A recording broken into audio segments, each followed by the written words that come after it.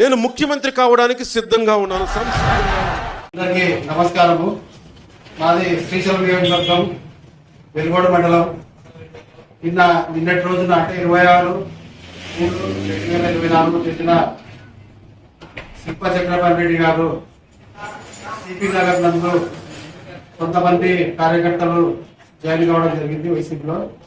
అతను వచ్చేసి TDP, Janasena, BJP వాళ్ళు చేరినారని స్టేట్మెంట్ ఇవ్వడం జరిగింది.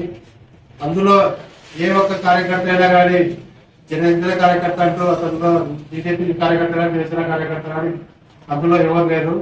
అతను ఇదంతా ఫేక్ ప్రచారం చేస్తున్నాడు. ఇంకో విషయం ఏమంటే అతనికి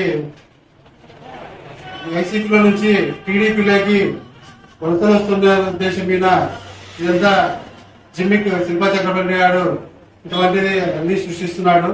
దీన్ని మేము జనసేన పార్టీ తరఫున మేము పూర్తిగా ఖండిస్తున్నాము. ఇదంతా ఆయన చేస్తున్నది ఓటైపోయే వల్లనే మెన్షన్ చేస్తున్నాడు. అందుకే ఏ ఒక్క జనసేన కార్యకర్త అయినా అందులో ఉండాలని మీరు నిరూపిస్తే దానికి ఏ విధమైన నిరుతాము. దాంట్లో మాది ఐడి కార్డు కూడా చూపించండి. జనసేన కార్యకర్త ఉన్నట్టు మేము వచ్చేసి సభ్యత కార్డు చూపించండి మీరు ఫస్ట్, ఆ కార్యకర్త ఎవరు అనేది.